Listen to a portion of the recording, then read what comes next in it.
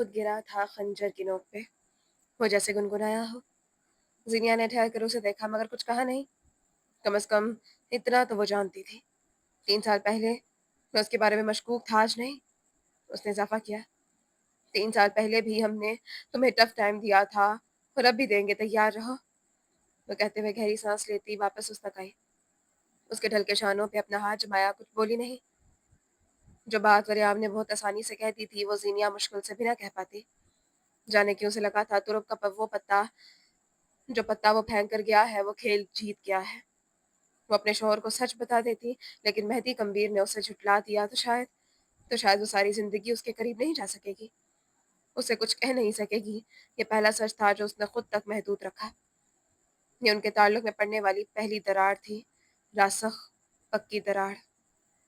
4 साल बाद कैलेंडर के भारी पन्ने उंगलियों के पोरों से बदलकर वक्त की पानियों में तेज-तेज चप्पू चलाकर घड़ियाल की सुई का कांटा ज़रूरत के तहत आगे करके गर्मा से सरमा, बहार से ख़ज़ां, ख़ज़ां से वापस सरमा का सफ़र मुतअद्दिद बार करके वक्त में 4 साल आगे कदम रखो तो कहानी और उसके किरदार आगे बढ़ाए थे। वक्त बदल गया था। इस्लामाबाद की हवाएं 4 साल पहले का बोझलपन कहीं छोड़ आई थी। सितंबर एक बार फिर अपनी तमाम तर हब्स और घुटन वापस ले आया था। सुर्ख ईंटों पे बने इस्लामाबाद के एक निजी स्कूल का मंजर है। मैदान में रखे बेंचेस की लकड़ी सारी रात शबनम पड़ते रहने की वजह से गीली होकर गहरे भूरे रंग में तब्दील हो रही थी। आसपास तलबा और तलबात के टोले खुशकपियां हाँक रहे थे। हाथों में जूस और सैंडविचेस लिए फिर रहे थे। राहदारी में रखी एक बेंच पे सुतून के साथ टेक लगाए एक सब्ज आंखों वाली लड़की बैठी थी। उसकी आंखें किसी गैर मरई नुक्ते पे भी जमी थी। लंबे बालों को चुटिया में बांध रखा था, जिनसे चंद लटें निकल कर चेहरे पे झूल रही थी। उसकी रंगत शफाफ थी, चेहरे पे अफसुर्दगी छाई थी, गहरी अफसुर्दगी। उसकी गोद में कोई अंग्रेजी किताब रखी थी, जिसका सरवरक सुर्ख और स्याह रंग के इम्तिजाज में ढला रखा। वो चुपचाप सामने देखती रही। अगर उसके बराबर कोई आकर ना बैठ जाता, फिर शौक अंदाज में उसके कंधे पे हाथ ना मारता। तुमने हाफ डे की दरख्वास्त क्यों दी एजल? उसके सामने साथ बैठने वाली कम लड़की कमोबेश उसी की उम्र की थी, लेकिन वजन में ज्यादा। क्योंकि मुझे घर जाना है, उसे सपाट अंदाज में जवाब दिया। ओह, तुम्हारी मम्मी ने दरख्वास्त पे साइन कैसे कर दिए? मैं तो 1000 बार कहती रह जाती हूँ, लेकिन मुझे छुट्टी करने का मौका ही नहीं मिलता। उसने कहते हुए चिप्स के पैकेट में हाथ डाला और कुछ चिप्स निकाल कर खाने लगी। वो साइन मेरी मम्मी के नहीं, आंटी के हैं। अपनी आंटी की बात करते हुए ना उसका लहजा सपाट था, ना उसमें खुशी की कोई रमक थी। कोई मतवाजन सा तासुर था, लव एंड हेट जैसा। ओह, सामने बैठी लड़की ने समझने वाले अंदाज में सर हिलाया। जाहिर है यार, असिस्टेंट कमिश्नर है तुम्हारी आंटी। उनकी बात तो यूं चुटकियों में मानी जाती होगी। इस दिन जब वो तुम्हारे स्कूल आई थी, ओह गॉड एजल, सारा स्कूल उन्हें देख रहा था। अमीर तो सब है यहाँ, लेकिन उनके उनकी ग्रेस ही अलग थी। एजल खामोश रही। ये जिक्र उसे बुरा नहीं लगा था। सानिया उसके मजीद करीब होकर बैठ गई, पानी की बोतल दरमियान में रखी। मैं जानती हूँ तुम क्यों परेशान हो, लेकिन तुम उदास मत हो यार। जाने वाले तो चले जाते हैं ना, तुम उनके लिए दुआ करो। आज का पूरा दिन तुम इन्हें ज्यादा याद करो। देखो, हमारी इस्लामियात की मैम ने बताया था ना कि इस दुनिया के पार एक दूसरी दुनिया है। मरने के बाद इंसान वहां चला जाता है, यानी वो दूसरी दुनिया में है। एज़ा ने लब भैंच लिए। आंखों के किनारे गीले होने लगे। 4 साल घूम फिर कर कहीं गर्क हुए। 10 दिसंबर की वो रात एक बार फिर उसकी सामने थी, जब वो जीनिया पे चीख रही थी, मेहदी को बुरा भला कह रही थी और उसे दौरे से पड़ने लगे थे। वो पहली दफा था जब जीनिया भी जवाबन चीखी थी। अगली सुबह उसके मुंह पे सबूत नामे कुछ पलंदे मारे थे और उसके बाद सिकवत था, गहरा सिकवत। एजल, एक बात पूछूं? सानिया अब मोहतात अंदाज में पूछ रही थी। एजल ने सर उस बात में हिला दिया। उसकी 4 साल की प्रोग्रेस को अगर समेटने की कोशिश करो तो महज तुम्हें चंद अल्फाज दरकार होंगे। ठंडा मिजाज, कंपोस्ट, नरम मगर रिजर्व, ग्रेसफुल। तुम्हारे मेहदी मामू ने लाश ढूंढने की कोशिश की? क्या पुलिस को कोई क्लू मिला था कि लाश कहाँ गई? क्योंकि गोलियां लगने से तो साफ पता चल रहा था बचने का 1% भी चांस नहीं। फिर भी देखो, वहां से यूं उनका गायब हो जाना डजंट मेक सेंस। एजल के कानों में कई वर्ष पहले जीनिया के कहे गए अल्फाज सुनाई दिए। उसका सुस्त तमतमाता चेहरा दिखाई दिया। उसकी लाश मिल जाती अगर वो ये चाहता। वो मरकर भी हमारे साथ खेल खेल रहा है और हम प्यादों की तरह इस्तेमाल हो रहे हैं। तुम लोग उसे मेरा सोलमेट कहते हो, तो मैं तुम्हें बता दूं कि वो अपने ही भाई को वसीयत देना चाहता है और अपने ही खानदान को इस काबिल नहीं समझता कि उसकी मुकद्दस लाश पे किसी का हक होता। वो वही होगा जहां जिन पे उससे भरोसा है। मेरा यकीन करो, वो मर चुका है, और इस बात पे भी यकीन करो कि हम सब इस्तेमाल हुए हैं। अब्दुल्ला जमान ने हम सबको साथ जोड़ा और राग लगा दी। एजल के जहन में गुडमुड होने लगे। माजी याद आने लगा। कत्ल के बाद 2 दिन अजीब सी परमसरदगी के आलम में कट गए। इस्लामाबाद ने चुप की चादर ओढ़ ली थी। हर तरफ खामोशी का राज था। मारगला की पहाड़ियों पे वाक़या उस फार्म हाउस के अंदर अजीब सी बेचैनी थी। ऐसी खामोशी, ऐसी चुप उसने पहले कभी नहीं देखी थी। वो उन 2 दिनों में ट्रेल नंबर 6 की उस चट्टान से लग कर बैठे रहा। क्या मिन्नतें, क्या वास्ते, क्या गुस्सा, उस पे किसी शय का असर नहीं हो रहा था। मरियाम बैग नीली वर्दी में मलबूस का फोल्ड किए कितने ही मिनटों से एक मुनासिब फासले पे खड़ा भारी पत्थर पे बैठे उस शख्स को देख रहा था, जिसकी आंखें बस एक नुक्ते पे चमक कर रह गई थी। लिबास में लग जा था। अब मरियाम उगता रहा था। उसने इसने मजीद कितने दिन शौक मनाना है? उसे देखते हुए वो बेजारी से पूछ रहा था। साथ खड़ी जीनिया निशाने उठवाए। शायद सारी जिंदगी। वो आसानी से कह रही थी, मगर उसका दिल जानता था वो कैसे कह रही थी। तुम लोग का सारा खानदान सनकी है। हर साल 2 साल में एक न एक कत्ल कर देते हो। कैसे लोग हो तुम? हर खानदान में एनुअल फंक्शंस आते हैं, तुम्हारे खानदान में सालाना कत्ल आते हैं। और तुम शायद इस शहर के सबसे फारिग पुलिस अफसर। मेरे खानदान का हर केस तुम तक ही क्यों आता है? जीनिया झुलाई। बस के बदकिस्मती से मैं डिपार्टमेंट का एक काबिल अफसर हूँ। उसने सरदा भरी और अपने दिल तक जाने वाली रग से जुड़ी उंगली देखी, और जहाँ एक सिल्वर रिंग की अंगूठी जगमगा रही थी। अपनी नई नवेली दुल्हन को छोड़कर मैं यहाँ तुम्हारे कत्ल के मामले हल कर रहा हूँ।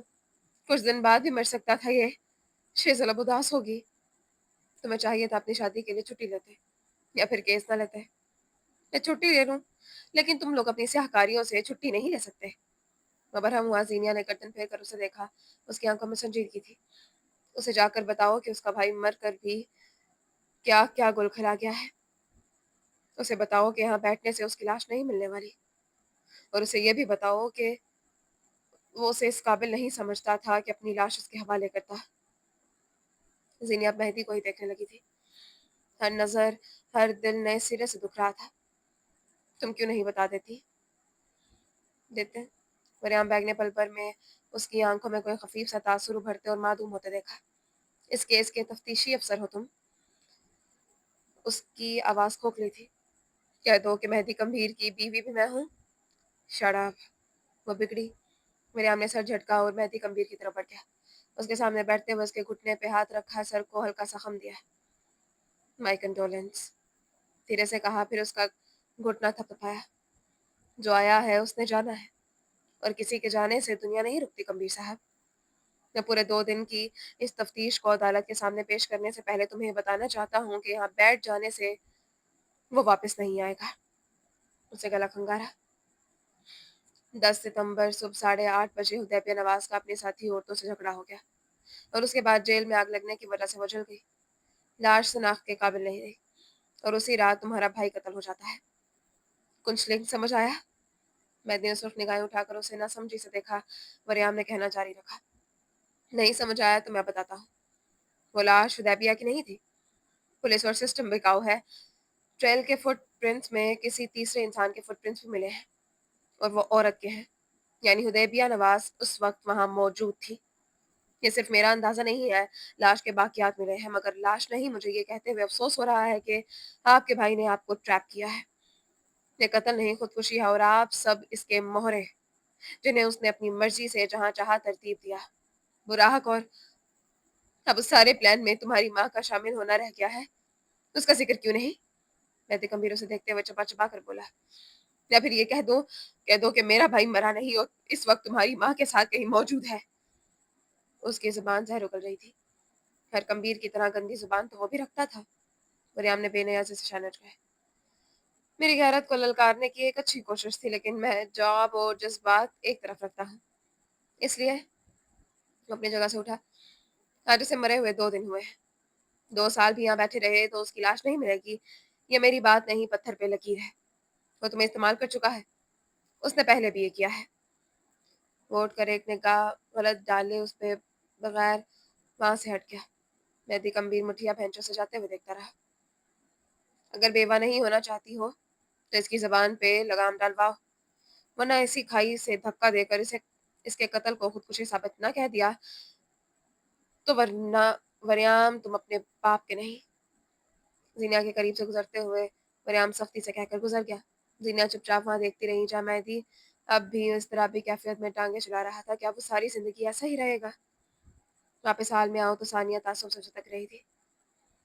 یہ سب تمہیں کس نے بتایا؟ زینیا نے.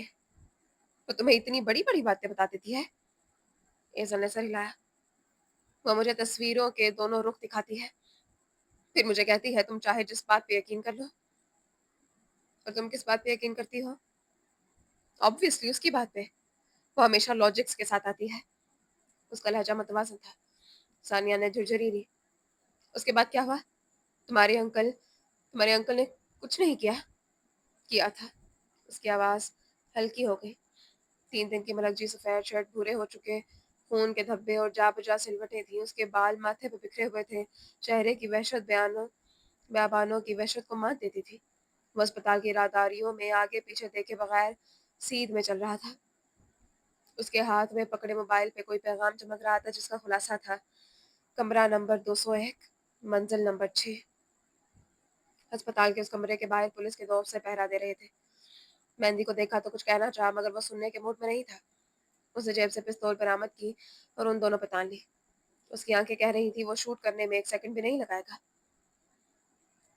اندر پڑا آدمی مرا تو تمہاری نوکری جائے گی. مجھے روکا تو جان، فیصلہ تمہارا اپنا ہے. اس نے پستول دکھا کر انہیں ایک طرف ہٹنے کو کہا. ان میں سے ایک ڈٹ کر کھڑا رہا تو مہدی نے مجبوراً فائر کھولا اور اس کے پیر کا نشانہ لیا. اگلے ہی لمحے اس کے دل خراش چیخیں راہداریوں میں گونج رہی تھی. آتے جاتے لوگ خوفزدہ ہو گئے. خون بھل بھل بہتا سفید فرش سرخ کر رہا تھا. وہ دوسرے اہلکار کو ایک ہاتھ سے ہٹاتے اندر داخل ہوا. سامنے بیڈ پہ براق تھا جس کا چہرہ پٹیوں میں جکڑا تھا. مہدی نے پستول سیدھی تان لی. اس سے پہلے وہ فائر کرتا کوئی برق رفتاری سے اندر آیا اور اس کی پشت پہ بوٹ کی ضرب مار کر اسے نیچے گرایا. لمحوں کا کھیل تھا. مہدی فرش بوس ہوا تھا. وہ اتنی تیزی سے دوبارہ اٹھا مگر آنے والے نے ایک بار پھر اس کی کمر پہ بوٹ مار کر اسے گرایا اور اس کی گردن پہ پستول تان لی. تم قانون کو اپنے ہاتھ میں لے رہے ہو مہدی. وریام نے اس کا بازو تیزی سے پیچھے موڑا جب مہدی نے حرکت کرتے اس کے گھٹنے پہ لات مار کر خود کو آزاد کروانا چاہا. فلموں ڈراموں کے جھوٹ ایک طرف، حقیقت میں ایک تربیت یافتہ پولیس افسر ہیرو سے زیادہ طاقتور ہوتا ہے اور اس کے سامنے ہیرو مار کھاتا ہے. وہ مہدی کے دونوں ہاتھ اس کی پشت پہ باندھے ایک بار پھر اسے نیچے گرا چکا تھا. اب کہ اس کی گرفت ہلکی نہیں تھی، وہ دونوں پسینے سے تر ایک دوسرے کو زیر کرنے کی کوشش کر رہے تھے. وریام سبقت لے جا رہا تھا. تم آج مجھے یہاں سے لے جاؤ گے، میں دوبارہ آؤں گا وریام. میرے بھائی کا قتل اتنا آسان نہیں ہے، میں اس کے قاتل کو یوں ہی نہیں چھوڑ دوں گا. وریام کے حکم سے اندر آتے افسر نے اس کے بندھے ہوئے ہاتھوں پہ بامشکل ہتھکڑی لگا دی تھی.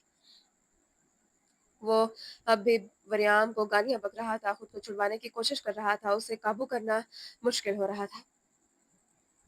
میں تم پہ ایسی دفعات لگاؤں گا کہ تمہارا باپ قبر سے اٹھ کر بھی ان کا سدباب نہیں کر پائے گا. اس کے چہرے کو مٹھی میں جکڑے وریام غرایا. شیزل کی آنکھیں آڑے آ رہی تھی، ورنہ اس خپتی کو سیدھا کرنا کون سا مشکل کام تھا. انسان کے بچے بنو، چپ چاپ گھر جاؤ. اس کی شرٹ کو گردن سے پکڑ کر اسے سیدھا کر کے بٹھایا. یہ موقع غنیمت تھا. مہدی نے جواباً اس کے سینے پہ زوردار لات ماری اور وریام توازن برقرار نہ رکھتے ہوئے لڑک کر پیچھے گرا. وہ گالیاں بکتے ہوئے اپنے ہاتھوں کو چھڑوانے کی کوشش کر رہا تھا. گلٹ جو اس کے دل میں پنجے گاڑ چکا تھا، مہدی اسے اکھاڑ کر پھینک دینا چاہتا تھا. اور اس کی انہی کوششوں نے پہلی بار اسے لاک اپ کا منہ دکھایا. اوہ، اب انہیں دیکھو تو ایسا نہیں لگتا کہ وہ کبھی اتنے وائلنٹ بھی رہے ہوں گے. ثانیہ اس مہدی کو یاد کر رہی تھی جس سے وہ ہیزل کی birth day party sleep overs के दौरान मिलती रही थी। संजीदा और नर्म सा, कम बोलने वाला, कुछ अफसरदा सा। हर इंसान की एक तारीख रही होती है जिनसे सुनकर लगता है, क्या वो कभी ऐसा रहा होगा? वो उम्र से बड़ी बातें करने लगी थी। वैसे तुम लोग तुम्हारे अंकल के लिए कभी कोई मेमोरियल डिनर क्यों नहीं रखते? आजकल तो हर जगह यही सब हो रहा है, इससे इससे तुम्हारे दिल को अच्छा लगेगा। एज़ल ने सर झटका। कोई अपनी बीवी के एक्स का मेमोरियल डिनर रखता है क्या? आवाज़ पे वो दोनों झटके से मुड़े। राम हमेशा की तरह अपनी शैतानी मुस्कुराहट दिखाते उन्हें तपा गया था। सानिया ने उसे डपट कर भगाया, अलबत्ता एज़ल को फ़र्क ना पड़ा हो जैसे। तुमने उसे कहा कुछ क्यों नहीं? सानिया ने गुस्से से कहा। वो सही कह रहा था। कोई अपनी बीवी के एक्स का मेमोरियल डिनर नहीं रखता। मेहदी मामू कैस के लिए चैरिटी करते हैं, उसके हिस्से को यतीम खानों में डोनेट करते हैं, लेकिन घर पे उसका कोई जिक्र नहीं होता। सानिया ने एज़ल को बहुत कम किसी से बहस करते हुए देखा था। एज़ल में चोर बची थी। वो चीज़ें और हालात वक्त से पहले समझ गई थी और उसमें एक बड़ा किरदार ज़ीनिया हाकिम का था। उसने एज़ल को एज़ल का एक बेहतरीन वर्जन दिया था। लेकिन सब कहते हैं, जो कुछ वो तुम्हारे अंकल की तरफ था। सानिया उलझी झटकी। मेरा खानदान एक पजल है, तुम नहीं समझ सकोगी।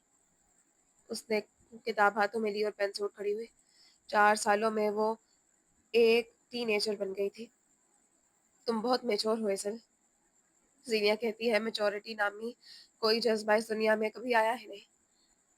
अगर कुछ चीज़ों पे आप पुरजोश नहीं होते तो उसका मतलब ये है कि आपको ज़िंदगी में किसी नए शौक का इज़ाफ़ा करना चाहिए। वो 13-14 साला बच्ची 16 साल के बच्चों वाली बातें कर रही थी। उसकी चाल, उठान, रख-रखाव से वाज़ेदारी और म्याना रवि टपकती थी। टूटे हुए खानदान के बच्चों को वक्त से पहले बड़ा होना पड़ता है, और वो हुई थी। जहाँ 90% बच्चे तलखी दिल में लिए हुए होते हैं, इज़ल मोहिब मलिक एक मुस्बत सोच लिए आगे बढ़ रही थी। सहर उस औरत के सर सहरा उस औरत के सर जिसने उसे औरत का मतलब बताया। कैस कम्बीर 4 साल कबल उसके मामले में दुरुस्त था। 10 सितंबर की उस स्याह रात को बीते 4 साल हो चुके थे। 4 साल लंबा अरसा होता है, हाँ बिल्कुल होता है, उनके लिए जिनके लिए वक्त आगे बढ़ जाए और जिनके दिलों पे वह किसी भारी सिल की तरह जम जाए। उनके लिए 4 साल गुजरे या 40, कोई फर्क नहीं पड़ता। वह की घाटी में अंधाधुंध भटकते रहते हैं। उसके हाथ में लंबी टॉर्च थी, जिसकी रोशनी आंखों को चुंधियाने के लिए काफी थी, मगर उसका मकसद किसी की आंखें नहीं थी। वो किसी और ही मंजिल का राही था। पत्थर, गिरे हुए पत्ते, सरसराती हवाएं, वो हर शय से बेनियाज था। उसके सीने पे आज भी वो आखिरी लम्स ताज़ा था। वो आखिरी सरगोशियाँ आज भी उसके कानों में सुनाई देती थी, और आज भी वो इंसान उसे अज़बर था। मुझे मत छोड़ो, मैं तुम्हें मिस करूँगा। वो सर झटकता, करवट बदलता, शहर या मुल्क बदलता, ये आवाज़ें, ये लम्स, ज़िम्मेदारियाँ उसका पीछा छोड़ने वाली नहीं थी। बहुत बरस पहले वो यूं ही एक अलग गम का मारा बिस्मिल था। इन दिनों उसने डीलिंग सीखी थी, और वो आज तक वही करता रहा था। ज़िंदगी फूलों की सेज शायद किसी के लिए नहीं होती। तुम्हारे बगैर अकेला हो जाऊँगा यार। टॉर्च घुमाने पे उसे मालूम हुआ वो चट्टान वो जाए वक़ुआ आ गया था। 4 साल के बलियाँ आते हुए उसकी नज़रें मुतलाशी थीं। आज 4 साल बाद निगाहें महज़ मुतलाशी नहीं, थकान ज़दा भी थी। या ये भी या आज भी उसका दिल शल कर देती थी। क्या हम अब कभी नहीं मिलेंगे? क्या मैं कभी-कभी तुम्हें विज़िट कर सकता हूँ ग्रीन माउंट? सफ़ेद शर्ट वाला मर्द, स्याह कोट बाजू पे डाले, आँखें मूंदे कितनी ही देर वहाँ खड़ा खड़ा लब ज़ेरे लब कुछ आयात पढ़ता रहा, और हिसाब याद नहीं रहा। कितनी देर वो आवाज़ों की बाज़गर सुनता रहा। हिसाब वाक़ई नामुमकिन था। बहुत देर बाद जब उसने आँखें खोलीं, तो मिट्टी का वो टुकड़ा उसे एक बार फिर खून आलूद नज़र आया। वो लोग बहुत खुशकिस्मत होते हैं, जिन्हें अपने करीबी लोगों को कंधा देने का, उनका जनाज़ा पढ़वाने का मौका मिलता है। मुझे लगता है मैं शायद इस मामले में बदकिस्मत रहा। मध्यम आवाज़ों में हवाओं के सुपुर्द एक सरगोशी। उसका ठहरा हुआ लहजा ट्रेन नंबर 6 के लिए नया नहीं था। वो कहते हैं तुमने ये जानबूझकर किया। मैं उनका इनकार करूं, या तुम्हारा? उसकी आंखें गीली सी हुई, गला भारी, बंद आंखों के पार एक झलक उभरी। तुमने कहा था मैं ये मत करो। हाँ, तुमने ये भी कहा था कि मैं ये सब भूल जाऊँ, अल्लाह बख्श देगा, अल्लाह मेहरबान है। लेकिन तुमने मेरी ज़िंदगी नहीं जी। मैं कातिल, करप्ट, ज़ालिम, टॉक्सिक सब हूँ, लेकिन मैं खरा आदमी हूँ। जब मैं दुरुस्त होना चाहता हूँ, तो इसका मतलब ये नहीं है कि 4 लोगों से माफ़ी माँग लूँ और 5वीं से नज़रें चुरा लूँ। क्योंकि मुझे इस बात का खौफ होगा कि वो मुझे कत्ल कर देगा, मेरी ज़िंदगी में रखा ही क्या है? दूसरा खौफ, वो मुझ पे मुकद्दमा कर देगा, करता रहे। इस दुनिया का मुकद्दमा ख़त्म हो जाए, मगर आखिरत में उठने वाले मुकद्दमे के गवाह फरिश्ते होंगे और जज खुदा होगा। आखिरत मेरी वाहिद फैंटेसी है, मेरा प्लेज़र। मैं झूठी दुनिया की खातिर उसे बर्बाद नहीं कर सकता। I am sorry. मैं उस खत को इतनी बार पढ़ चुका था कि वो अब वो सीधा कागज़ हाथ में लगाते हुए फट जाता था। उसने ढेर सारा थूक निकला। जेब से वो लाइटर निकाला जिस पे क़ाफ़ कुनंदा था। उसका बटन दबाते हुए वो अपने इज़्तिराब को कम करने की कोशिश करता रहा। शोले की उभरती रोशनी में उसकी सब्ज़ आँखें नज़र आती थीं। गुज़रे बरसों के बरक्स अब वहाँ मैं संजीदगी का राज था। मैं सारी दुनिया को झुठला सकता हूँ, रद्द भी कर सकता हूँ, बस उसके उसके आगे हर हमेशा सरे तस्लीम ख़म। लेकिन जानते हो क्या? उसने अपना मौक़िफ़ पेश नहीं किया। हाँ, उसकी आँखें हमेशा कहती हैं कि उसे सब पता है, फिर भी ये भी कि तुम झूठे और मकरबाज़ हो, लेकिन उसने कभी अपने मुँह से नहीं ऐसा नहीं कहा। उसने मुझे स्पेस दी। वो जो हर ताल्लुक में हर फ़रीक का हक़ होती है, वो मेरी ज़ात के उस 10% हिस्से को इन देखा करती है, जिसे मैं जिसे मैं दिखाना नहीं चाहता। अनदेखा करती है, जिसे मैं दिखाना नहीं चाहता। और वही हिस्सा तुम्हारा गिल्ट है। वो एक बेहतरीन बीवी है। मैं उसे देखता हूँ और बाज़ दफ़ा ये सोचता हूँ, अल्लाह किसी एक इंसान के अंदर इतना सुकून कैसे भर सकता है? वो एक औरत है, सिर्फ़ एक औरत, लेकिन उसने मुझे जोड़ा, मुकम्मल किया, सराहा और मेरी हिम्मत बनी। वक़्त बहुत आगे आ चुका है लूसीफ़र। मैं वो इंसान नहीं रहा जो हुआ करता था। कैस्म मेरे कंधों पे भारी बोझ की तरह आकर गिरा है। मैं उस बोझ से थक नहीं रहा, लेकिन खुश भी नहीं हूँ। मैं कभी तुम्हारे पीछे पीछे नहीं गया। मुझे डर था कि तुम और तुम्हारी यादें ब्लर ना हो जाएँ, या शायद ये शायद सच ना हो जाए। मैं उसके पास जाऊँगा और उसे सब बताऊँगा। कम से कम अपने खाते में किसी के बकिया जात नहीं होंगे। मैं उसे माफ़ी नहीं माँगूँगा क्योंकि मैं डिज़र्व नहीं करता। अब बदले में वो जो दे, मैं कबूल कर लूँगा। तुमसे एक दरख्वास्त है, या शायद उसे मेरी खुदगर्ज़ी समझ लो, कैस्म तबाह होने मत देना प्लीज़। इस इमारत से कई लोगों के रिस्क जुड़ा है। अगर मुझे कुछ हो जाए तो इसे सँभाल लेना। मैंने सारी उम्र तुम्हारे लिए कुर्बानियाँ दी हैं, और इनका सिला मुझे कैस्म की कामयाबी से देना। और ये महल हमारे बड़ों ने बनाया है ताकि हम साथ रह सकें। इसे छोड़ना मत। दोबारा कह रहा हूँ, ये महल मत छोड़ना। पता नहीं कब तुम्हें लगा कि मैं इसे सँभाल सकता हूँ। मैं आर्टिस्ट नहीं था क्या? सब भी नहीं हूँ। लोगों को तुम्हारे हाथ के डिज़ाइन नहीं मिले तो कैस्म अधूरा रह गया। अब वो पहले नंबर पे नहीं है, कैस्म दूसरे, तीसरे नंबर पे आता है। कपड़े से मोहब्बत हमारे खून में है, तुम दुरुस्त कहते थे। एज़ल बेहतरीन डिज़ाइन बनाती है। मैं बहुत जल्द उसे एक आर्ट स्कूल भेजूँगा। वो तुम्हारी जगह ले लेगी नाइटमेयर। जगह से याद आया, कबीर महल। वो आँखें खोलकर तंज़िया हँसा।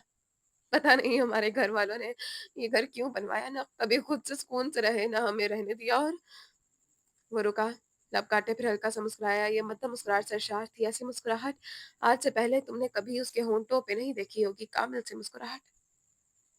मेरे दोनों बेटों को ये घर बहुत पसंद है। इस घर में घास नोचना, जिस सामान तक उनका हाथ जाए उसे उठा कर तोड़ना, और इस बड़े घर के किसी कोने में छुप कर आधा आधा घंटा मेरी जान अजाब में ना डालें, उनको सुकून नहीं आता। ये घर उनका कंफर्ट है। उसने गहरी सांस ली, जेब से एक सिगरेट निकाल कर सुलगाई। धुएं के मरगोले फिजा में उड़ने लगे। अब नहीं पीता, कम, बहुत कम, बस कभी कभार पीता हूँ। उसे सिगरेट न कैस के कहने पे छोड़ी, ना जीनिया के कहने पे। उसने सिगरेट तब छोड़ी जब उसके बेटे ने पहली बार उस चीज को खिलौना समझकर मुंह से लगाया था। वो लम्हा, वो पल मेहंदी दहल रह गया। उस रोज के बाद वो कबार घर से बाहर उसे हाथ लगा लेता, वो भी साल में 1-2 बार। तलब याद रखने को। मैं उसे मार नहीं सका। NI for NI. हाँ, ये तरीका गलत नहीं है, लेकिन जहाँ लागू हो वहाँ सामने वाला साध होना चाहिए, जो कि तुम नहीं थे।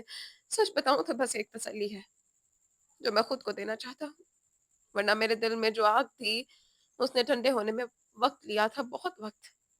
शायद वो मुकम्मल तौर पर आज भी ठंडी नहीं हो सकी, लेकिन मैंने कहा ना, वक़्त बहुत आगे बढ़ गया है।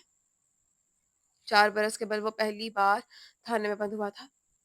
पहली बार उसने रेपुटेशन, सज़ा, लोग सब पीछे छोड़ दिया था। सर को दीवार से टिकाए वो खामोश था। उसके सामने बड़ी सी चादर में लिपटी वो यासियत से उसे तक रही थी। कत्ल बहुत बड़ा जुर्म है मेहदी। एक बार ही सही आपको मेरा सोचना चाहिए था। वो उन 3 दिनों में पहली बार खफ़ा हुई थी। अपने तई तो आप उसे उसी रात मार चुके थे। आपने एक बार ये नहीं सोचा कि अगर वो मर जाता तो आपका क्या होता? और आपको ये भी सोचना चाहिए था आपके साथ अब भी मैं भी हूँ। मेरी ज़मानत हो जाएगी शाम में घर आकर बात करता हूँ। तुम घर जाओ। उसे सपाट अंदाज में जवाब दिया, ज़ीनिया की तरफ एक बार भी नहीं देखा। मैं क्यों घर जाऊँ? अगर मेरे यहाँ आने पे इतनी गैरत आ रही है तो तुम्हें चाहिए था ऐसे काम ही ना करते। उसकी आवाज़ बुलंद हुई। घर में पीछे कौन है? जिसके पास मुझे छोड़कर तुम कत्ल करने निकले थे? तुम किसकी तरफ हो? सालों बाद मिलने वाले एक कज़न के लिए तुम्हें हमदर्दी महसूस हो रही है और मैं नहीं नज़र आ रहा तुम्हें? वो उसे कभी तुम नहीं कहती थी। शायद वो वाक़ई इतनी परेशान थी कि अपने अल्फ़ाज़ पे भी गौर नहीं कर सकी। और तुम्हें क्या नज़र आ रहा है? वो पहले से ज़्यादा तल्ख़ हुई। मैं घर में अकेली हूँ, तुम्हारी बहनें हर छोटी-छोटी बात पे पैनिक कर रही होती हैं। पुलिस, फोरेंसिक, कैसम से आने वाले हज़ारों लोग जो मुझे फिर दे रहे हैं। हालाँकि मुझे टका फ़र्क नहीं पड़ता कि वो मर गया, कहीं किसी खाई में गर्क हो गया। वो आज जहन्नुम वासिल हुआ। ये कह रही थी और मेहदी सुर्ख़ होते चेहरे के साथ लब भंचे सुन रहा था। वापस घर आ जाए मेहदी साहब, वरना मेरे अब्बा और भाई इसी शहर में हैं, मैं उनके साथ चली जाऊँगी। फिर तुम अपने भाई के पीछे किसी खाई में कूद जाओ या किसी को गोलियों से भून दो, भूनते फिरो, या फिर बैठकर जेल में सड़ो। उसका चेहरा गैस से सुर्ख पड़ा था। तुम छोड़ सकती हो मुझे? कहो, छोड़ोगी? उसकी आंखों में देखते वो सख्ती से पूछ रहा था। यकायक ज़ीनिया के चेहरे पे नरमी आई। वो आ गई मोहब्बत से, नरमी से उसे देखा। अपने भाई से आपकी मोहब्बत जायज़ है। मोहब्बत में जजमेंट्स नहीं होती। वो एक इंसान आपके लिए बहुत कुछ रहा है, लेकिन बस उसे बता देना चाहती थी कि मेहदी कम्बीर, तुम कैस ज़मान कम्बीर के खेल का हिस्सा बने हो, लेकिन वो एक बार भी फिर चुप रही। ज़ीनिया उसे इम्तिहान में नहीं डाल सकती थी। वो देखना नहीं चाहता तो अल्लाह आँखें अता करे, सुनना नहीं चाहता तो समात पे रहम करे। वो बुराक की माँ थी, जिसे आपके भाई ने अना के चक्कर में मार दिया। कोई अपनी माँ के कातिल को क्यों माफ़ करेगा? अगर वो आपका भाई है, तो वो बुराक को पैदा करने वाली औरत है। ये बात आपको क्यों समझ नहीं आ रही? वो एक औरत बुराक की दुनिया थी। वो जो चुपचाप उसे देख रहा था, उसने शिकस्तगी से सर झटका। उन दोनों के दरमियान एक दरवाज़ा था, वरना ये सर ज़ीनिया उसके कंधों पे होता। उसे उसकी माँ की लाश मिल गई थी। उसके पास एक कब्र है जहाँ जाकर वो रो सकता है। उसने अपनी माँ को एक इज़्ज़तदार जनाज़ा दिया। मेरे पास क्या है? आँखों पे हाथ रखे कर्ब से कह रहा था। मुझे सोच-सोच कर नींद नहीं आती कि वो दर्द से गिरा था या मरने के बाद किसी जानवर ने उसे खा लिया। क्यों क्यों मुल्क की बेहतरीन सर्च टीम्स उसे ढूँढ नहीं पाई? मैं ये सोच-सोच कर पागल हो रहा हूँ कि अगर वो ज़िंदा है तो कहाँ है? मर गया तो उसने कितने घंटे तकलीफ़ देखी होगी। तुम मेरा दुःख नहीं समझ सकती, कोई नहीं समझ सकता। जो लोग तुम्हें परसा दे रहे हैं, वो मुझे ताना देंगे। मर्दों के लिए लोगों के सवाल बदल जाते हैं। तुम मेरा दुःख नहीं समझ सकती। मेरे कंधों पे भारी बोझ है और मुझे सोच-सोच कर हौल उठ रहे हैं कि मैं सारी ज़िंदगी उस बोझ को लेकर कैसे चलूँगा? मैं किस कब्र पे जाऊँगा? वो उससे आगे कुछ नहीं कह सका। बस रोए गया और रोए गया। ज़ीनी हाकिम को यूँ लगा जैसे कैस गंभीर ने किसी थिएटर में खड़े होकर एक ऐसी परफ़ॉर्मेंस दी थी जिसके बदले में सताइश और तौसीफ़ के तौर पे उसे ज़िंदगी की सारी आसाइशात देनी पड़ रही थी। वो आर्टिस्ट था और बड़ी नफ़ासत से अपना काम कर गया था। रंग, लकीरें, कहानी, बंद वो कैसे किस डोर में उन्हें कैसे उलझा गया था, कोई समझ ना सका। लेकिन वो कह सकती थी उसकी चली हुई आखिरी चाल उसका बेहतरीन आर्ट थी। वो अम्मी ज़ीनिया हाकिम की ज़िंदगी के 4 साल खा गया था। सिगरेट के धुएँ में कई मंज़र बनकर मिट रहे थे और उस मंज़र को ज़हन से झटकने की कोशिश करता, मगर हर याद पहले से ज़्यादा तेज़ी से हावी होने लग जाती। उसके पास जाने को कोई खबर नहीं थी, उसने भाई यहाँ खोया था, सो वो यहीं आता था। उसके पास उसे मिस करने के लिए साथ बैठने वाला कोई और नहीं था, सो वो बस यहीं आता था, मगर घड़ी ने उसका ध्यान अपनी जानिब दिलवाया, तो उसे होश में आना पड़ा। मैं दोबारा आऊँगा। सिगरेट अपने बूट तले दबाते हुए उसने ऐलान किया। यहाँ आकर हमेशा की तरह उसकी बेचैनी बढ़ गई और अब उसे सुकून चाहिए था। कई लम्हे वहाँ खड़े हो रहकर वो हवाएं अपने चेहरे से टकराते हुए महसूस करता रहा, फिर जैसे आया वैसे पलट गया। यहाँ से पलट जाना आज भी उतना ही मुश्किल था जितना 4 साल पहले। वो यादें दफन करता था और वो किसी ताबूत से निकलती नाफरमान लाश की तरह बाहर आ जाती थी। डरावनी खौफनाक यादें। वक्त कई बार बस गुजर जाता है, जख्म भरने के लिए रुकता नहीं। उसने उसके जख्म भी नहीं भरे थे, बस 4 साल गुजर गए थे। ये सरासर ज्यादती है वैसे। वो किचन से खड़े खड़े चिल्ला रहा था। आसपास बर्तन मसाले के डब्बे बिखरे हुए थे। मैं जल्दी घर इसलिए नहीं आता कि तुम अपना खाना भी मुझसे गर्म करवाओ, और तुमने ये सामान भी यहीं रखा हुआ है। वो किचन में बिखरे सामान देख खूब ज्यादा हुआ। मरियाम बैग हाथ में खाने की ट्रे लिए खफा खफा चेहरा लिए बाहर आया था। गुजरे वक्तों में वो ज्यादा बदला नहीं था, बस जबान मजीद जोहर दिखाने लगी थी। बस कामयाबियां कई मिली थी, बस जिंदगी में खुशी का इजाफा हुआ था। जाली पुलिस अफसर, अगर ज्यादा तुम्हें याद हो तो तुम्हारी इसी खासियत की बिना पे मैंने तुमसे शादी के लिए हामी भरी थी। वो घर के सादा जोड़े में बाहर आते हुए हाथों से बाल पीछे करके जूड़ा बना रही थी। शादी की कुछ शराइत कुछ मुझसे भी सुन लो। उसने खाना मेज के ऊपर रखा, फिर शेजल के लिए कुर्सी खींची। तुमने कहा था तुम शादी के बाद काम नहीं करोगी, लेकिन फिर अचानक से जीनिया की दी हुई ऑफर पे हाँ कर दी। शर्तों की तो बात ना ही करो तुम, पहले ही शर्त में झूठी निकली हो। शेजल ने तासुब से सर दाएं बाएं हिलाया। कौन सी शर्तें, कहाँ की शर्तें? मैंने तुम्हें देखा और मैं राजी हो गई निकाह पढ़वाने पे। तुम जैसा चिकना आदमी कहाँ मिलना था। मरियाम ने घूर कर उसे देखा। हाल बता होंठों के किनारे मुस्कुराहट में ढल गए। तेज से चलते हाथों की रफ्तार में वाज़ेह तौर पे कमी आई थी। वो शर्मा रहा था। अब वहाँ खड़े खड़े शर्माओगे या फिर ये रोटी का बॉक्स यहाँ लेकर आओगे सरताज?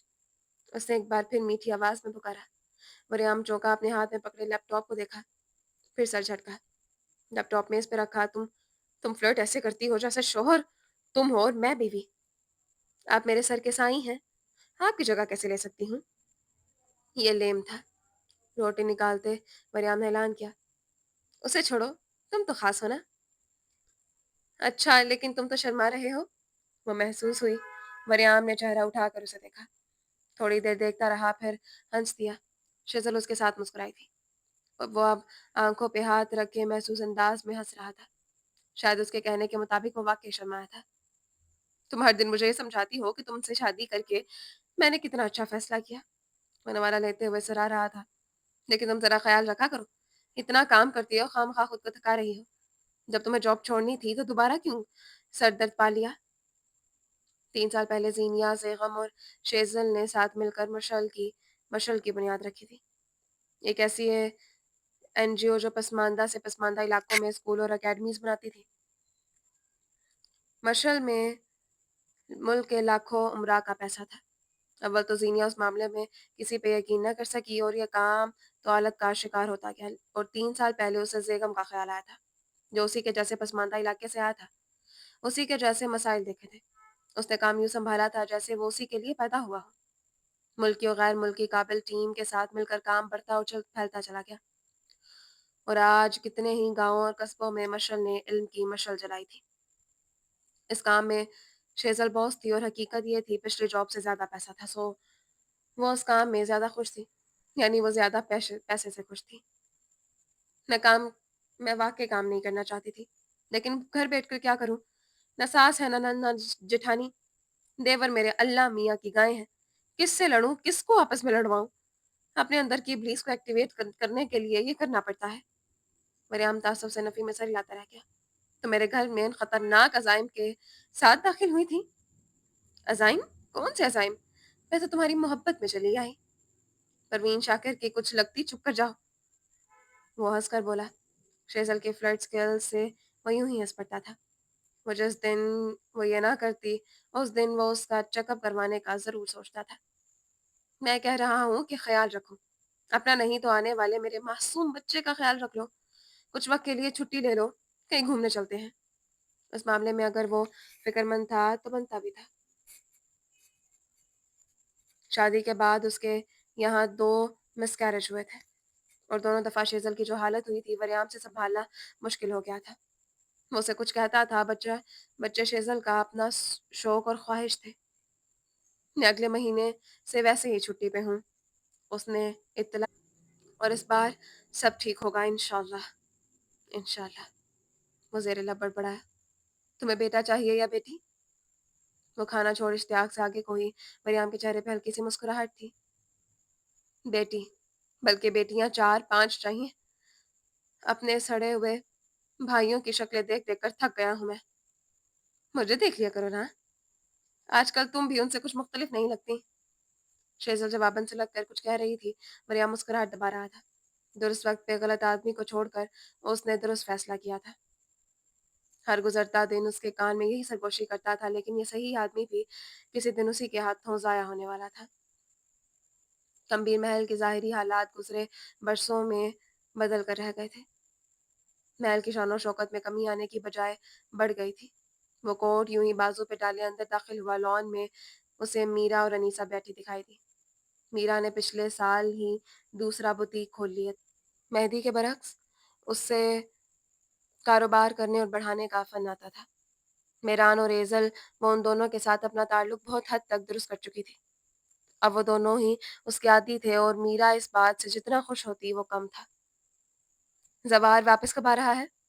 लॉन की तरफ आते उसने अनीसा से पूछा, जिसका चेहरा सता हुआ लग रहा था। 10 दिसंबर। वह यकीनन उस आदमी के लिए रोती रही होगी जिसने उसे जिंदगी में सबसे खूबसूरत तोहफा दिया था। कह रहा था अभी 1 महीना लग जाएगा। उसके अब्बा की हालत संभल कर ही नहीं दे रही। तुम प्लीज दुआ करना।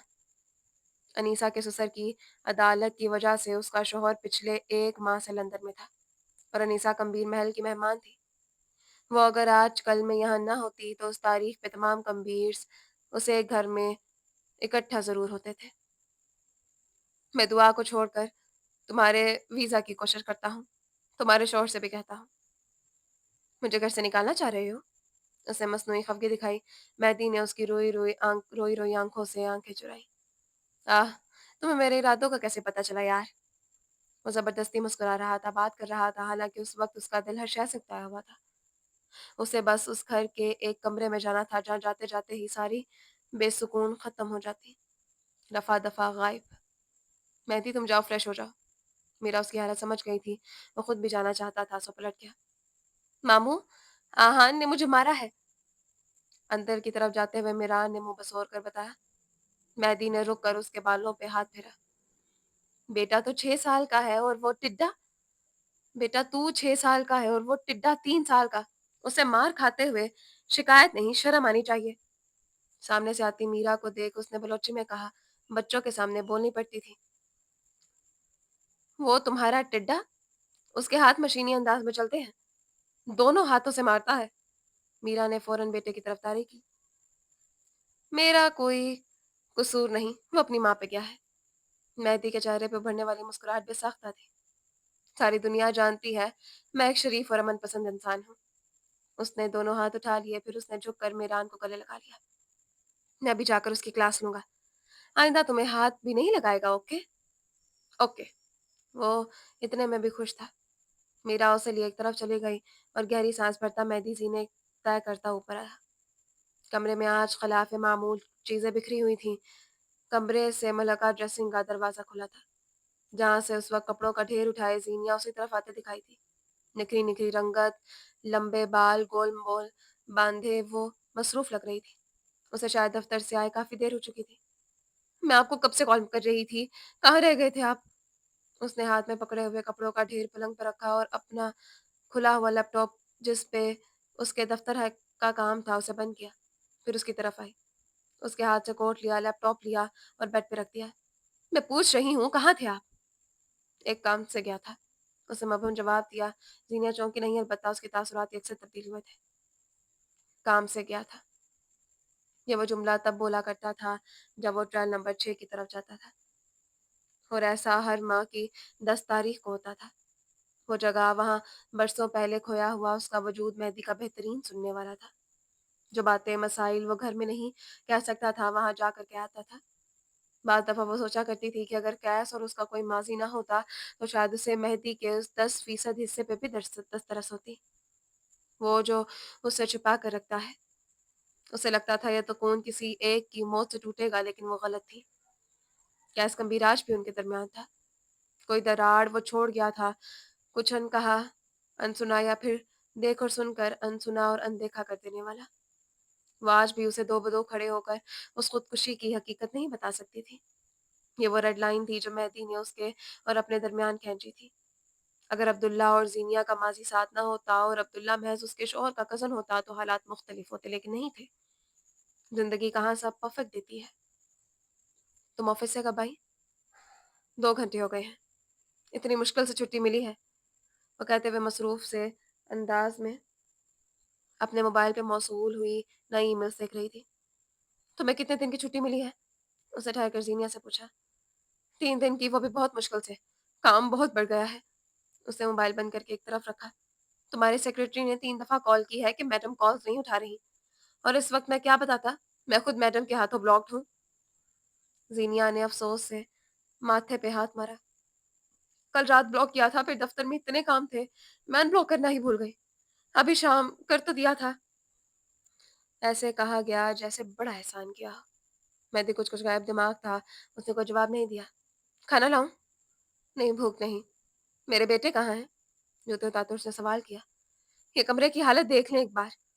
اس سے پھیلے ہوئے کمرے کی طرف اشارہ کیا، جہاں کپڑے، جوتے کھلے، سارا کچھ پڑا تھا، بکھرا پڑا تھا۔ آپ کے دونوں بیٹے خالہ کی شادی کے لیے پیکنگ کر رہے تھے، اور ماشاء اللہ سے باپ کی طرف سے ملے پھوڑ پن کا مظاہرہ خوب کیا ہے انہوں نے۔ میں جب آئی ہوں اسی کام میں لگی ہوں۔ مہدی نے محسوس نظروں سے کمرے کا جائزہ لیا۔ پہلے وہ اکیلا تھا، اب 2 ساتھی مل گئے تھے۔ سجدہ شکر کہاں ادا کرنا تھا، کوئی اسے بتائے۔ ذرا سا ہی کچرا ہے، سمیٹ لیں گے۔ جانتی ہوں آپ کا سمیٹنا، مجھ سے تو تم ناراض ہی رہا کرو، اپنے کام نام میں بھی دیکھ لیا کریں۔ وہ اس کی طرف مڑی، غور سے اس کی نچڑی ہوئی رنگت دیکھی۔ کھانا کھائیں گے؟ بھوک نہیں، کہا تو ہے، تم کھا لینا۔ جنیا کو جواب معلوم تھا، پچھلے 4 سالوں میں 10 ستمبر کی یہ رات یوں ہی ہوا کرتی تھی، حبس زدہ، عجیب اور کچھ نظریں چلاتی ہوئی، شاید افسردہ سی۔ اس نے زیادہ زور نہیں دیا۔ مہدی واش روم کی طرف بڑھ گیا۔ تھوڑی دیر بعد آرام دا سرمئی شرٹ اور سویٹ پینٹس میں جب وہ باہر آیا تو زینیا ہوز اپنا بیگ پیک کر رہی تھی۔ مہدی کی سبز ٹی شرٹ کے ساتھ اسی کا ٹراؤزر پہنے وہ مصروف لگ رہی تھی۔ نکاح نامے کی ایک شرط شاید میں نے غور سے نہیں پڑھی، یا شاید وہ صرف تم نے پڑھی تھی، وہ اسے دیکھ کر کہہ رہا تھا، جسے دیکھتے ہی آج بھی وہ اس کی برسوں کی تکان اتر جاتی تھی۔ آج بھی اتر رہی تھی۔ کون سی شرط؟ وہی جس میں تم نے میرے ساتھ ساتھ میرے کپڑے بھی قبول کیے تھے۔ آپ کو کیا لگتا ہے مردانہ سیکشن میں زیادہ وقت میں اسی لیے لگاتی ہوں تاکہ آپ کے کپڑے اچھے ملیں؟ اسے لگتا تھا مہدی اسے اپنے کپڑوں میں دیکھ تپتا ہے۔ حقیقت اس کے برعکس تھی، وہ اسے اپنے کپڑوں میں دیکھ چٹکتا تھا، خوش ہوتا تھا، محسوس ہوتا تھا۔ وہ جب کافی دن تک اس کی کوئی نئی شرٹ نہ پہنتی تب وہ فرمائش کرتا تھا، میرے بیٹے کہاں ہیں؟ اسے دوبارہ پوچھا۔ رات کے 12:30 بجنے والے ہیں، ابھی سلا کر آئی ہوں۔ ابھی اس کی بات پوری نہیں ہوئی تھی کہ مہدی اپنے کمرے سے ملکہ کمرے کا دروازہ کھول کر اندر داخل ہوا۔ کمرے میں ہلکی سی روشنی تھی، ہاتھ مار کر اس نے بتی جلا دی۔ زمین کی طرف جھکے ہوئے بیڈ پہ وہ دونوں سو رہے تھے۔ ساری بے چینی، بے سکون انکا ہو گئی۔ ہر گلٹ ایک طرف جا کر غرق ہوا۔ اسے آج بھی وہ لمحہ یاد تھا جب اسپتال کی راہداریوں میں چکر لگاتے ہوئے اس کے اضطراب کو بس ایک سطر میں ختم کر دیا گیا تھا، مبارک ہو، بیٹے ہوئے ہیں۔ وہ لمحہ اس کے ذہن میں، اس کی زندگی کے ریل میں کہیں بہت اوپر کسی معتبر جگہ ٹھہر گیا تھا، ہمیشہ ہمیشہ کے لیے۔ اس روز مہدی گمبھیر ایک الگ انسان بن گیا تھا۔ انہیں پہلی بار بازوں میں لیتے ہوئے اسے لگا کسی نے اس کے سینے میں اس کا دل نکال کر اس کی ہتھیلی پہ رکھ دیا ہو۔ ایسی محبت، ایسی کاملیت، اسے یہ احساس پہلے کبھی نہیں ملا تھا۔ وہ زمین کی طرف جھکے ہوئے پلنگ پہ آ کر بیٹھا۔ اسے یاد تھا جب پچھلے سال اس نے اور اس کی بیوی نے بچوں کے کمرے کے لیے ایک شاندار پلنگ خریدا تھا، اور اس کے اگلے ہی دن اس کا بیٹا فرش نشین ہوا تھا، کیونکہ اپنے باپ کی طرح اسے ایک جگہ ٹک کر بیٹھنے کی عادت نہیں تھی۔ میرا سارا سر پھٹ گیا۔ گرنے کے اگلے دن اور اگلے ماہ تک اہان گمبھیر ہراتے جاتے کو بتاتا کہ اس کے ماں باپ نے اس کے ساتھ کیا ظلم کیا ہے۔ اس کا منہ تب بند ہوا جب بالآخر ازیان نے اپنے ہاتھوں سے اسے اچھی طرح منہ پہ تھپڑ مارا۔ اس جنگ کے بعد اس نے دوبارہ یہ راگ نہیں ہلا تھا۔ یہ سچ تھا کہ مہدی کمبیر کے دونوں بیٹے کافی وائلنٹ قسم کے تھے، یا تو کسی کو مار کر آتے یا ایک دوسرے کو مارتے۔ یہ ان کا پیشہ تھا، شیوا بھی اور شوق بھی۔ میرا کوئی قصور نہیں، دونوں اپنی ماں پہ گئے ہیں۔ وہ ہر کسی کے سامنے یوں ہی برے الزما ہو جاتا تھا اور زینیا سلگ کر رہ جاتی۔ دونوں پہ ہونے والی سختی صرف زینیا کی طرف سے تھی۔ مہدی نے کبھی ان پہ غصہ نہیں کیا تھا، آتا ہی نہیں تھا۔ ہلکی روشنی میں وہ دیکھ سکتا تھا کہ وہ دونوں سو رہے تھے۔ مہدی نے جھک کر ازیان کے چہرے پہ اپنی داڑھی کو رگڑا۔ وہ نیند میں کسمسایا، پھر کروٹ بدل گیا۔ سامنے والا بھی اسی کا باپ تھا۔ اس نے جھک کر ایک بار پھر اس کے چہرہ، ناک اور گردن پہ اپنی داڑھی رگڑی۔ اب کہ وہ آنکھیں کھول گیا تھا۔ بابا! وہ نیند سے بھری آنکھوں سے اسے دیکھ رہا تھا۔ مہدی نے اسے اٹھا کر گود میں بٹھا لیا۔ سبز آنکھوں والا بچہ اس کے سینے پہ سر رکھ گیا تھا۔ پھر اسے یوں ہی گود میں لیے اس نے اپنے دوسرے بیٹے کو بھی جگایا۔ وہ جناب عالی جیسے اشارے پہ بیٹھے تھے، فوراً اٹھ بیٹھے۔ شاید وہ ٹھیک سے سویا ہی نہیں تھا۔ ایک نظر باپ کو دیکھا اور اگلے ہی لمحے دعائی دی۔ بابا میران نے مجھے اتنی زور سے مارا تھا۔ اس نے سیدھے ہوتے ہی منہ بسور کر اپنی داستان سنائی۔ شاید وہ یہی کہانی بنتے ہوئے سویا تھا۔ اوہ، اور تم نے کیا کیا؟ نیتی نے اسے گود میں بٹھا کر بازوؤں کے حلقے میں لیا۔ روح تک پرسکون ہو گئی تھی۔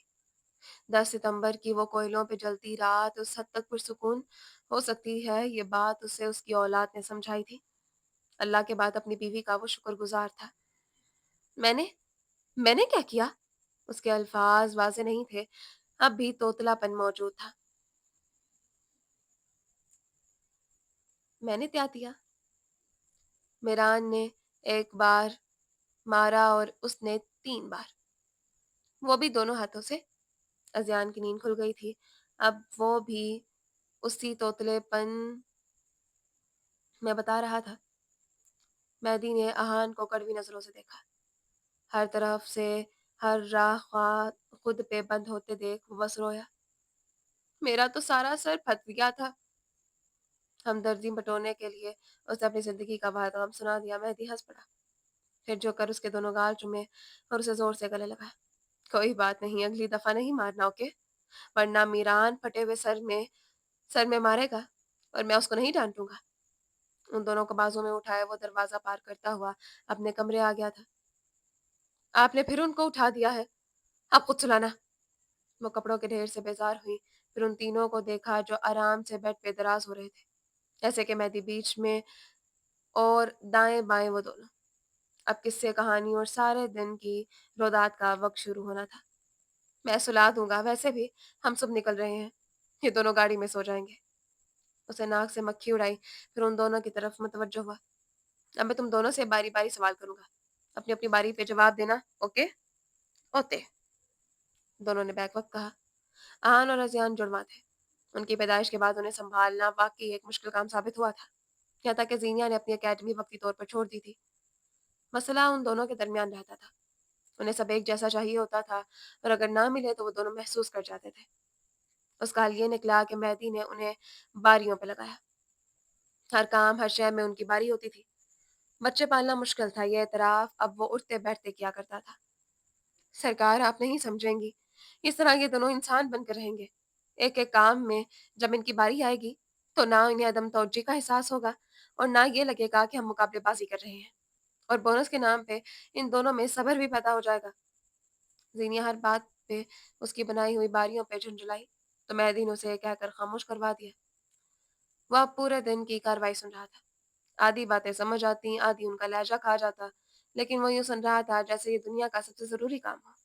वो छोटी से छोटी बात को हाथ उठा-उठा कर, मुँह के ज़ाविये बना-बना कर इस तरह बता रहे थे जैसे ये कोई बहुत बड़ी बात हो। ज़ीना कपड़े छोड़ उन तीनों को देखने लगी। कुलफ़ दूर हो गई थी। लबों पे आने वाली मुस्कुराहट बेइख्तियार थी। अज़ियान गंभीर, वहां से 6 मिनट कबल इस दुनिया में आया था। माँ का पर तो हर खिलौना, रिमोट, हर गैजेट तोड़कर अंदर का सामान निकाल लेना उसे बहुत पसंद था। अगर तोड़ ना पाता तब वो सामान आहान की अदालत में पेश होता। फिर कभी उसे ज़ीनों से नीचे फेंका जाता, कभी क्यारियों की ईंट पे मारा जाता और कभी बालकनी की ग्रिल में बने छोटे से सुराख से नीचे गिरा दिया जाता। चाहे काम किसी तरह का भी हो। हाँ, लेकिन काम हो जाया करता था। अज़ियान सोबर था। सिर बाप के सामने उसकी आंखें अपने बाप पे गई थी। रंगत तो दोनों ने ही बाप से ली थी और एक जगह टिक कर न बैठना, बोलते रहना, सुनकर एक कान से उड़ा देना, ये किस पे गया था बताने की जरूरत नहीं। आहान गंभीर, जीनिया को आहान अपना छोटा, बड़ा और दरमियानी बेटा लगता था। जूनियर मेहदी, उससे मिलने वाला हर शख्स यही कहता था। उसकी आंखें सुनहरी थी, जुबान और हाथों में बिजली की सी तेजी, लेकिन वो हसास था। चीजें जल्दी समझ भी जाया करता और मान भी जाता। अलबत्ता आज़ियान जिद्दी और बाज दफा खड़ हो जाता था। जिसका इलाज उसके बाप की एक सख्त घूरी थी। वो बाप से दबता था, उसी से मोहब्बत करता था। आसूदा मुस्कुराहट लबों पे सजाए उन्हें देखते हुए जीनिया दोबारा अपने काम की तरफ मुतवज्जो हो गई थी। काम उसे खुद ही करना था। उन्हें बुला लेती तो ये काम 3 से 4 दिन चलता। मेहदी अब उनकी हर बात पे ऐसा रद्द-ए-अमल दे रहा था जैसे ऐसा तो कभी हो ही नहीं सकता। ये कारनामा तो बहुत अजीम है। अब ये बातें उनके शुभ निकलने तक चलने वाली थी, क्योंकि 10 सितंबर की रात वो सो नहीं पाता था। 10 सितंबर उसके लिए आज भी नाइटमेयर था। कमरा यूं ही बिखरा हुआ था। बेड पे सोए हुए उसने अज़ियान को बाजू पे डाल रखा था और हाथ सीने पे। जीनिया ने बत्तियां बुझा कर रख दी। टेबल के गिर्द रखी सब्ज कुर्सी पे आकर बैठी। सुनहरी आंखों में एक चमक सी थी। वो अपनी बरसों पुरानी डायरी में बरसों बाद पहले की तरह कुछ कलम बंद कर रही थी। तुमने दुरुस्त खेल खेले, बहुत अच्छे। तुम्हारे पास वाकई तुरुप का पत्ता था और मैंने हार तस्लीम की। जिस मेहदी से मैंने शादी की थी वो इंसान अब बदल चुका है। कैस्म, फैक्ट्रीज, गांव की जमीनें, ये सब संभाल संभाल कर वो थक चुका है, बेहद, बहुत ज्यादा। मैं तुम्हारे खेल नहीं समझ सकी और अपने रिश्ते में पैदा करने वाली दूसरी दरार मेरी अपनी थी, जिसके लिए मुझे अब भी अफसोस है। वो थका हारा सा सोफे के पुश से टेक लगाए बैठा था। उंगलियों से नाक की हड्डी दबाते हुए वो ठंडे सांस भर रहा था। जिन्हें एक तरफ पलंग पे बैठी किताबों के मुंह दिए हुए थे जब मेहदी ने उसे पुकारा। तुमने कैस में काम किया है, कुछ आइडिया है? वो मुलाजमीन से कैसे काम लेता था? 3 प्रोजेक्ट लगातार फ्लॉप हो रहे हैं, कोई काम नहीं कर रहा। जीनिया ने उसकी पुरुष को देखा। मैं कैस में मालिक नहीं, मुलाजिम थी। तो मालिक बन जाओ, वो सहूलत से बोला। मैं इतना जीनियस नहीं हूँ, तुम तो हो। तुम मेरे साथ ज्वाइन करो, हम साथ काम करेंगे। इतनी सारी चीजें मैं अकेले नहीं संभाल सकता। चंद लम्हे वो कुछ कह ही नहीं सकी। यानी वो उस आदमी के लिए काम करे जिसने उसे तकलीफ पहुंचाई, जिसने मरते हुए भी दाव पेच खेलना नहीं छोड़े। वो कितनी ही देर मेहदी की पुछ देखती रही। बहुत देर बाद जब वो बोली तो उसका लहजा सख्त और तल्ख था। मेरी तरफ से कल का आज बर्बाद हो कैस्म। मैं उसके लिए काम नहीं करना चाहती, लेकिन आपको इनकार भी नहीं कर सकती। मेरा एक करियर है, लेकिन अगर आप चाहते हैं उसे छोड़कर कैस्म संभालूं तो ठीक है। आगे आप जो बेहतर समझे। मेहदी गंभीर के रंगत वाज़ेह तौर पे फीकी पड़ी थी। आंखों में कत्ल और वाज़ेह सा तासुर डर आया, जिसे ज़ीनी हाकिम को बताया कि आज के बाद उसका शौहर उससे कोई फेवर नहीं मांगेगा। ये रही दूसरी दरार। वो उस रोज दूसरी दफा फासले पे हुए थे। चीजें वैसी नहीं रही जैसी मैंने सोची थी। हर तस्वीर के 2 रुख होते हैं। अब्दुल्ला मेरी तबाही था तो कैस कम्बीर मेरे शौहर का मसीहा। उसे तुमसे लाख इख्तलाफात सही, तुम दोनों भाइयों की मोहब्बत लाजवाल थी। तुम्हारी मौत उसे मजमे में डाल गई। अपने भाई के लिए रोया जाए, गम मनाया जाए, अपनी बीवी के गुनहगार पे लानत भेजी जाए, ऐसे में हमेशा की तरह मैंने हल निकाला। मैंने उस 10% हिस्से को अनदेखा कर दिया जहां उसे तुम दिखाई देते थे, क्योंकि मैं समझ सकती हूँ मोहम्मद जन्नत की कैद से आजाद होती है। मैंने उसे आजाद रखा। جب میں اپنے باپ کی محبت میں اسے اپنی آدھی زندگی برباد کرنے پہ معاف کر سکتی ہوں، تو مہدی کمبیر بھی تمہیں 4 گولیوں اور ٹراما کے لیے معاف کر سکتا ہے۔ شادی میں سامنے والے کو انسان ہونے کا مارجن دینا ہوتا ہے، میں نے دیا اور صحیح کیا۔ ان دنوں وہ دیر سے آنے لگا تھا۔ باتوں کا دورانیہ گھٹ گیا تھا۔ وہ کئی کئی گھنٹے مارگلا کی پہاڑیوں پہ ٹرین نمبر 6 پہ گزار دیتا تھا۔ راتیں بے سکونی کی نظر ہو گئیں اور وہ چپ چاپ یہ دیکھتی رہی۔ ایسا نہیں تھا کہ وہ اسے پوچھنا نہیں چاہتی تھی، وہ یہ وہی آدمی تھا جو ڈھاکہ کے فلیٹ میں اس کے گلے لگ کر ہر درد کہہ گیا تھا، جو بالکنی کے فرش پہ ستارے دیکھتے ہوئے اپنی تاریکیوں کا ذکر کر گیا تھا، اور اب اگر نہیں کہتا تھا تو اس کی غیرت آڑے آ رہی تھی۔ اپنی جگہ وہ درست تھا۔ اس سے بات کیوں نہیں کرتی ہو تم؟ آخر ایسا کب تک چلے گا؟ جب تک اس کا ٹراما ہی نہیں ہوگا تم دونوں کے درمیان کچھ صحیح نہیں ہو کیسے ہوگا؟ ایک اونچ نے اس سے کہا تھا۔ دنیا چلا میں اسے دیکھتی رہی۔ سم ٹراماز یو نیور ہیل۔ وہ کبھی بھی اپنے ٹراما کی وجہ سے مجھے یا اپنے میں ہمارے تعلق کو ہرٹ نہیں کرے گا۔ شادیاں بخت کے بعد شفقت اور انسانیت سے چلتی ہیں، اور مہدی کمبیر میں یہ دونوں خصوصیات کوٹ کوٹ کر بھری ہیں۔ میں اسے کمفرٹ کر کے میں اسے کنفرنٹ کر کے اس کی مشکلات مزید نہیں بڑھا سکتی۔ ہر انسان کئی ٹکڑوں میں بٹا ہوتا ہے، اور ضروری نہیں اپنا ہر ٹکڑا وہ سب میرے سامنے رکھ کر دے تاکہ میں اسے جوڑ دوں۔ جب وہ ایسا چاہے گا تب میں اس کی مدد کروں گی، لیکن ابھی نہیں۔ تم اس کی بیوی ہو، بیویاں اپنا سوچتی ہیں، تم اس کا کیوں سوچ رہی ہو؟ اس تعلق میں شوہر تم کیوں بن رہی ہو؟ یہ اس کا کام ہے، وہ تمہارے لیے پریشان ہوتا رہے۔ وہ برہمی سے بولی تھی۔ میں بس اس کی بیوی ہی بن رہی ہوں۔ ہر دفعہ مرد مضبوط ہوگا ایسا کیوں کہہ دیا جاتا ہے؟ ہر دفعہ وہ سب سنبھالے گا ایسا کیوں؟ میاں بیوی ایک دوسرے کا لباس ہے، میں اسے مجبور نہیں کر سکتی کہ وہ خود کو مجھ پہ ظاہر کرے۔ کچھ چیزیں وہ میرے لیے کر رہا ہے اور کچھ میں اس کے لیے کروں گی۔ شادیاں فیری ٹیل نہیں ہوتی ہیں، ہر شادی میں ایک آزمائش ہوتی ہے۔ میری شادی کی آزمائش عبداللہ ہے۔ بولتے بولتے اس کا تنفس پھول سا گیا تھا۔ یعنی وہ مر کر بھی نہیں مرا؟ اس کا کھیل تو مر سکتا ہے نا؟ سوال تھا یا جواب پونچھ نہیں سمجھ سکی، بس اسے دیکھ کر رہ گئی۔ ہاں، اپنے لیے ایک جذباتی معاشرے کے حساب سے کچھ کم عقل کم صورت مرد میں نے خود چنا تھا۔ وہ اگر فصیح ہوتا تو اپنی آنکھوں کا گلٹ مجھ سے چھپا لیتا، میں اگر عام ہوتی تو اسے سمجھ نہ پاتی، لیکن یہ بات تھی کہ ہم دونوں میں اگر نہیں تھا۔ ہاں، وہ مضبوط نہیں ہے لیکن وہ کمزور بھی نہیں ہے۔ ہاں، تم جیتے مگر میں ہاری نہیں۔ میں آخری وقت تک تمہاری چال الٹنے کے لیے حل نکالتی رہوں گی۔ تو میرے حل کبھی ضائع نہیں ہوئے۔ تمہارے پلان بالکل درست تھے، لیکن تمہیں یہ ضرور سوچنا چاہیے تھا کہ تمہارا مقابلہ ملکہ بد سے ہے۔ تو کیا کریں گے آپ؟ قتل کروائیں گے اسے؟ یہ کریں گے آپ؟ وہ سرخوتے چہرے کے ساتھ پوری قوت سے چیخ رہی تھی۔ مہدی لب بینچر سر نظروں سے دیکھ رہے تھا۔ آپ نے اسے قتل کروانا چاہا ہے، یہ کیا کر رہے ہیں آپ؟ شوق، ملامت، بے بسی کیا نہیں تھا اس کی آنکھوں میں؟ وہ 2 قدم آگے آئی، مہدی کے چہرے پہ اپنا ہاتھ رکھا۔ وہ چلا گیا ہے، اور اب کسی کو مار دینے سے وہ واپس نہیں آئے گا۔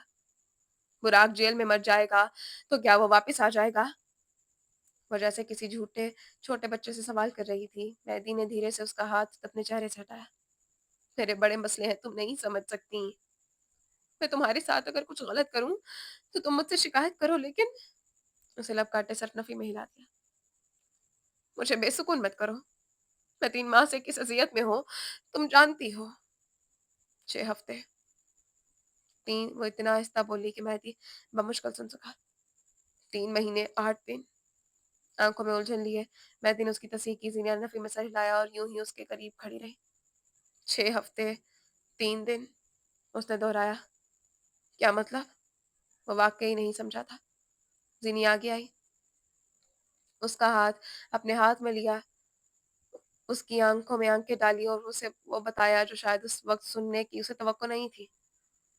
اسے واقعی توقع نہیں تھی۔ I am pregnant. میں نے کریئر پسے پوچھ ڈالا۔ میں نے اپنے گرلز، خامیاں، کمزوریاں ایک طرف رکھ دی کیونکہ معذرت عبداللہ زمان، لیکن میں تمہیں اجازت نہیں دوں کہ تم میری زندگی تباہ کرو۔ تمہیں معلوم تھا وہ سادہ، معصوم، جذباتی اور محبت کرنے والا انسان ہے۔ تم وہ واحد انسان تھے جو یہ جانتے تھے، اور میں اتنی بے وقوف نہیں تھی جتنا تم نے مجھے سمجھ لیا تھا۔ मैं उसे तुम्हारे दिए ट्रॉमा और गिल्ट से नहीं निकाल सकती थी, लेकिन बरसों पहले मैंने उसे कुछ सिखाया था। जो ट्रॉमा, जो गम और गिल्ट ही नहीं होते, उन सब से डीलिंग, और वो ये हरपा अब तक नहीं भूला। वो सब सनी हुई खबर पे कोई रद्द अमल दिए बगैर घर से निकल गया था, और रात हमेशा की तरह देर से घर आया था। अलबत्ता ये सारा वक्त उसे दफ्तर में एक अलग तरह का डर लगा रहा था। जीनिया के खाने पीने की फिक्र बेख्तियार जागी थी। अपनी सोचों पे उसका इख्तियार खत्म हुआ। 3.5 माह में ये वो पहली रात थी जब उसे घर जाने की जल्दी थी। रात 10 बजे के करीब वो अपने कमरे में दाखिल हुआ तो बेख्तियार उसकी निगाह एक सफरी बस्ते पे पड़ी। मुलाजिम उसे बशर के आने की इत्तला भी दे चुके थे। जो समझ रहा था वो समझना नहीं चाहता था, जो दुख रहा था उसे वो नजरअंदाज कर रहा था। खाना खाया तुमने? नहीं खाया तो बाहर चलते हैं। उसने घड़ी उतार कर सिंगार मेज पे रखी और पलंग पे बैठी जीनिया को देखते हुए कहा, मैंने एक फैसला किया है। अपनी जगह से उठ कर आई और उसके सामने आकर रुकी। उसका अंदाज गैर मामूली हद तक संजीदा था। मैं बशर के साथ हवेली जा रही हूँ। और मैं कैसे रहूंगा? कितने दिन के लिए? वो असल मौजू से बचना चाह रहा था, ये उसके चेहरे से वाज़ेह था। अब वैसे रहेंगे जैसे रहना चाहते हो।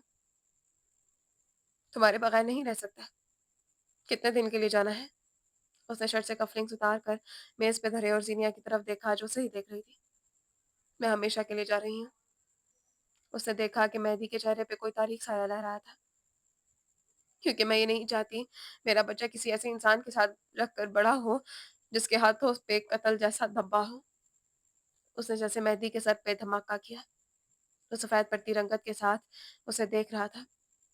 बल्कि मैं ये नहीं चाहती एक ऐसा बच्चा इस दुनिया में है जिसके बाप को इंतकाम को जुनून बनाना आता हो, और अपने ही गिल्ट से छुटकारा पाना उसके लिए दुनिया का सबसे मुश्किल काम बन जाए।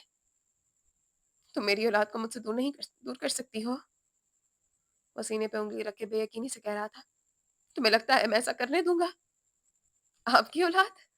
वतन सियासी औलाद, या आपका वो सामान जिसे तवज्जो के बगैर घर के कोने में डाल दिया जाएगा, या फिर वो बच्चा जो बड़ा होकर मेहदी जीनिया बनेगा?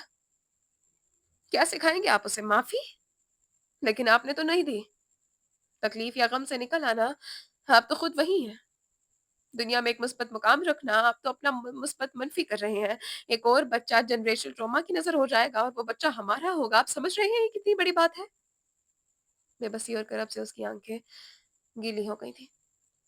जीनिया ने उसका हाथ मैदे से कुछ नीचे रखा। मेहदी ने इस रस्मिंगी की हालत में हाथ हटा लेने चाहा, लेकिन गिरफ्त हल्की नहीं थी। उसकी आंखें नर्म पड़ गईं। आज आप उसे ठीक से महसूस नहीं कर पा रहे, कल करने लगेंगे। और इसके चंद माह बाद वो एक पूरा वजूद होगा, और आप उसे अपने गिल्ट्स की नजर कैसे कर सकते हैं? हमारा बच्चा मेहदी, हमारा बच्चा इंतकाम की नजर हो जाएगा। उसे वो उसके वजूद से हाथ हटाते शिकस्त खूर्दी के आलम में संघार में इसके सामने रखी कुर्सी पर बैठ गया। जीनिया घुटनों के बल उसके सामने बैठ गई। उसकी आंखें नम सी थीं, सुर्ख गीली। कुछ ट्रॉमास ही नहीं होते, कुछ गम खत्म नहीं होते। जिंदगी हमेशा मनचाही राइड नहीं होती। कई बार गम जिंदगी गमों और खुशियों का रोलर कोस्टर होती है, और हकीकत से आप मुंह नहीं मोड़ सकते। मेरा बाप उम्र के उस हिस्से में हमारे ताल्लुक की वापसी चाहता है। मेरा करियर तबाह हुआ, मैं आज भी अपना ये बासु उठा नहीं सकती। मेरी से मैं ये भी नहीं हुई, आप भी नहीं होंगे। रोलर कोस्टर सिर्फ गम ले लेना कहीं का इंसाफ नहीं है। उस राइड में सिर्फ किसी और को चढ़ते उतरते हुए देखना ये बुज़दिली है। ग्रोथ का सफर एक जगह रोक देना इंसान का नहीं, जानवर का काम है। मैं कोई गलत काम नहीं कर रहा। आंख के बदले आंख जायज है।